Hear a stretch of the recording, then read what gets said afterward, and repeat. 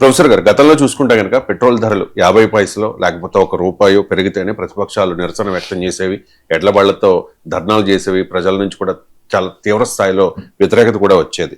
ప్రభుత్వాలు కూడా భయపడేవి sir petrol ధరలు పెంచడానికి. కానీ ఇప్పుడు మోదీ పెంచడం లేదు, పెంచే ప్రసక్తే లేదు అంటూనే ఎలా ఇంత ధైర్యంగా పెంచగలిగారు? మోదీ గారడి, మీరు అన్నట్టు మోదీ మ్యాజిక్ ఏంటి సార్? ఏం లేదు, మ్యాజిక్ ఏంటంటే సహజంగా ప్రభుత్వం ఎప్పుడు భయపడుతుంది, ప్రజలు తమకు ఓటు వేయరేమో అనుకున్నప్పుడు భయపడుతుంది.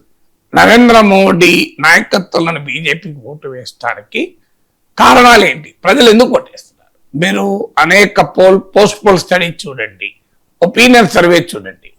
ఎవరైనా బీజేపీకి ఓటు వేసే వాళ్ళు ఎకానమీ బాగా చేస్తున్నట్టు ఓటేశారా? మీరు లోక్నీతి CSDS స్టడీస్ 2019-24 తీయండి. క్లియర్ గా ఎకానమీ విషయంలో లోయెస్ట్ రేటింగ్ మోడీ ప్రభుత్వాలు. మీరు అదేందుకు mood of the nation survey in India today కొట్టండి, మీరు అందులో కంపేర్ చేయండి. ఏ అంశం పైన మోడీ కోటేస్తున్నారో అందులో ఉంటుంది. మీకు గూగుల్లో కొట్టిన వస్తే mood of the nation India today regular గా 6 months ఒకసారి చేస్తారు. ఎకానమీలో మోడీని మెచ్చుకోరు. నేషనల్ సెక్యూరిటీ, జాతీయ భద్రత, ఇలాంటి అంశాలపైన మోడీకి హైయెస్ట్ మార్కులు వస్తాయి. అంటే అర్థం ఏంటి? ఒకటి హిందుత్వ, 2 నేషనలిజం.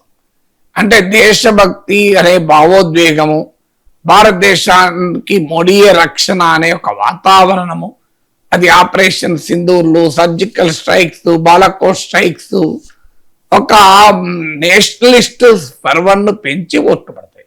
అందువల్ల పెట్రోల్ ధరలు పెరిగినా పెరగపోయినా ఇట్ మేక్స్ నో డిఫరెన్స్. రెండవది యాంటీ ముస్లిం రెటోరిక్. నేను ఉదాహరణ కూడా చెప్పాను గతంలో కూడా. నేను ఒకరోజు అనంతపురానికి టాక్సీలో వెహికల్ మాట్లాడుకొని వెళ్ళాను. అతను వెళ్తున్న కొద్దీ, ఎలా ఉందయ్యా మీకు వ్యాపారం అంటే? చచ్చిపోతున్నాను సార్, గిట్టుబాటు అయితే లేదు, డీజిల్ ధరలు బాగా పెరిగాయి సార్, అసలు అంటే బతుకుడు సామాన్యుడు బతుకుడు కష్టమవుతున్నారు సార్. అన్యాయం సార్, ప్రభుత్వాలు కూడా ఇంత డీజిల్ ధరలు పెంచితే మేము ఎక్కడ పోవాలి సార్ మాకు అన్నాడు. నేను వెంటనే అడిగాను, అయ్యా భయ్, వెనకాల నీ కారు వెనకాల జై శ్రీరామ్ అని రాస్తుంది, నువ్వేమో ప్రభుత్వాలను తిరుగుతున్నావు, మరి నీవు జై శ్రీరామ్ ఉందంటే? అవును సార్, నేను బీజేపీ కార్యకర్త, బండి సంజయ్ ప్రజా సంగ్రామ యాత్రలో 15 రోజులు వెళ్ళాడు సార్. మరి అదేంది, నువ్వే చెప్తున్నావు కదా, మోడీ కోసం నువ్వేమో 15 రోజులు నీ జీవనోపాధి కూడా వదులుకొని బీజేపీ కోసం ప్రజా సంగ్రామ యాత్రలో బండి సంజయ్తో పాటు వెళ్ళావు నీ వెహికల్ తీసుకొని. మరి ఇప్పుడు ఏమో ప్రభుత్వాలు ఇలా అడ్డగోలుగా రేట్లు పెంచితే మాలాంటి వాళ్ళు ఎట్లా బతకాలి సార్, మీలాంటి వాళ్ళే మాట్లాడుతున్నారు సార్ అని ఎందుకు అంటున్నారు అన్నా. అంటే ఇక మొత్తం మారిపోయింది. అట్లా కాదు సార్, డీజిల్ ఇంకా 20 పెంచినా 30 పెంచినా బతుకుతాం సార్, ఆ ఓవైసీని సంగతి తేల్చేటోడు మోడీయే సార్, ఈ ముస్లింలను సంగతి తేల్చేటోళ్ళు బీజేపీ సార్, అందుకొరకు ఎంతన్నా భరిస్తామన్నాడు. ఇది సరిపోతే ఎందుకు ఓటేస్తున్నావు? సో ఎందుకు ఓటేస్తున్నారు అన్న దానికి ఒక భయంకరమైనటువంటి హేట్ ను సమాజంలో పెంచితే ఆ బేసిస్ ఓట్లేస్తారు ప్రజలు. ఇప్పుడు ట్రంప్ అదే కదా టెక్నిక్. ట్రంప్ ఏం చేస్తాడు, మీకు మైనారిటీల, బ్లాక్స్ పైన, హిస్పానిక్స్ పైన, ఇమ్మిగ్రెంట్ల పైన, అసలు అందరి పైన ఒక పెద్ద విద్వేషాన్ని రెచ్చగొడుతూ ఉంటాడు, నిరంతరం రెచ్చగొడుతుంటాడు. ఆ విద్వేషం వల్ల ఏమైతుందంటే, Trump cost of living crisis ఉన్నదా, మీకు ఎనర్జీ ప్రైసెస్ పెరిగాయా, ట్రంప్ ఎకనామిక్ ఫెయిల్యూర్స్ ఏంటి, డాలర్ ప్రైస్ పడిపోతుందా, అమెరికన్ స్టాక్ మార్కెట్స్ అతలాకుతలమవుతున్నాయా, ట్రంప్ ఎలా ఇన్సైడర్ ట్రేడింగ్ చేసి లాభపడుతున్నాడు, వారేంటి, ఇవన్నీ మీకు ఎన్నికల సమయంలో కనబడవు. ఎన్నికల సమయానికి వచ్చే వరకు ఏంటి, ఆ వైట్ రేసిస్ట్ భావోద్వేగాన్ని పెంచేస్తారు. దానివల్ల మిగతా ఇష్యూస్ అన్ని పక్కకు పోతాయి. సో ఇది ఈ పోస్ట్ ట్రూత్ ఏజ్ అంటారు, సత్యానంతర ప్రపంచం అని. ట్రూత్తో సంబంధం లేదు. ఇక అందువల్ల మొదటిది ఏంటంటే, మోడీని ఓటు వేయడానికి ఎకానమిక్ ఫ్యాక్టర్స్ కారణం కాదు. మోడీకి ఓటు వేయడానికి హిందూస్ లో రెచ్చగొట్టబడిన యాంటీ ముస్లిం భావజాలం.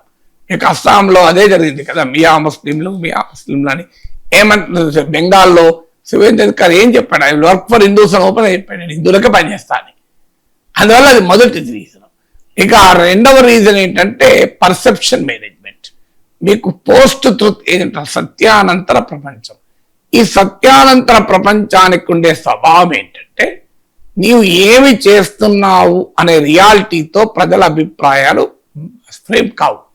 ప్రజల అభిప్రాయాలు నువ్వు ప్రజల్ని ఏమి నమ్మించగలుగుతున్నావు అన్న దాంతో ఫ్రేమ్ అవుతాయి. అంటే perception dominates over the reality. ఇందులో మోడీ బీజేపీని మించిన వాళ్ళు ఎవరు లేరు. ఎందుకు లేరు అంటే, ఒకటి ప్రతిపక్షాల బలహీనత, రెండు మీడియా పైన కంప్లీట్ కంట్రోల్. మీరు ఇప్పుడు నేషనల్ మీడియా తీయండి, సహజంగా టీవీ యాంకర్లు ఎట్లుంటారు, ఎవరైనా అటు ఇప్పుడు మీరు డిబేట్ నడుపుతారు కదా, మీరు రెండు పార్టీల వాళ్ళని పిలుస్తారు, మీరు టీడీపీ వైసీపీ వాళ్ళని పిలుస్తారు, బీజేపీ కాంగ్రెస్ వాళ్ళని పిలుస్తారు. టీడీపీ వాళ్ళను క్వశ్చన్ చేసేటప్పుడు మీరు కౌంటర్ క్వశ్చన్ చేస్తారు, మళ్ళీ వైసీపీ వాళ్ళని క్వశ్చన్ చేసేటప్పుడు కూడా కౌంటర్ క్వశ్చన్ వేస్తారు. బీజేపీని క్వశ్చన్ చేసేటప్పుడు మీరు వేసే ప్రశ్నలు కాంగ్రెస్ వాళ్ళు అడిగినట్టు ఉంటాయి, కాంగ్రెస్ వాళ్ళని క్వశ్చన్ చేసినప్పుడు బీజేపీ వాళ్ళు అడిగినట్టు ఉంటాయి. దాన్ని డెవిల్స్ అడ్వకేట్ అంటారు. అంటే ఎదుటి వ్యక్తిని కౌంటర్ గా క్వశ్చన్లు అడిగితే ఆన్సర్లు వస్తాయి. కానీ మీరు నేషనల్ మీడియా మొత్తం చూడండి, నవికా కుమార్, అర్నబ్ గోస్వామి, రాహుల్ శివశంకర్, ప్రణేష్, మీరు క్లియర్ గా వాళ్ళ బీజేపీ స్పోక్స్ పర్సన్ కన్నా ఎక్కువ గట్టిగా మాట్లాడుతుంటారు బీజేపీ తరఫున. అసలు వాళ్ళు యాంకర్లే కాదు, they are more than party spokesperson. ఇక ప్రతిపక్షాలను అసలు మాట్లాడనివ్వరు. అందువల్ల నీకు పర్సెప్షన్ మేనేజ్మెంట్ తో ఓట్లు పడతాయి. ఇది రెండవది. అంటే మీ media, social media complete narrative. ఇప్పుడు లేటెస్ట్ గా యూట్యూబ్ లో కూడా ఏం చేస్తున్నారు, రవీష్ కుమార్ ఒక వీడియో కూడా పెట్టాడు చూడండి. యూట్యూబ్ లో మనకు వ్యూస్ రావటానికి నేరుగా ఛానల్ కు వచ్చి చూసే వాళ్ళు ఒకరు, రెండు సోషల్ మీడియా ద్వారా షేర్ అయినప్పుడు లింకులు చూసేవాళ్ళు రెండు, మూడవది సెర్చ్ రిజల్ట్స్. నువ్వు నాకు పెట్రోల్ ప్రైసెస్ అని సెర్చ్ చేస్తే నా వీడియో రావచ్చు మీకు. కానీ అత్యధికంగా వీడియోలకు మనకు వ్యూస్ వచ్చేది రికమెండేషన్స్. అంటే మీరు ఒక వీడియో చూస్తున్నప్పుడు ఇంకో వీడియో మిమ్మల్ని సజెస్ట్ చేస్తుంది. ఈ రికమెండేషన్స్ మన వ్యూస్ కు చాలా కీలకం. ఇప్పుడు ఏం చేస్తున్నారు రవీష్ కుమార్ అండ్ ధ్రువరాట్ ఇలా కంప్లైంట్ ఏంటంటే, వాళ్ళు యూట్యూబ్ డేటాను కూడా చూపెడుతూ ప్రూవ్ చేశారు.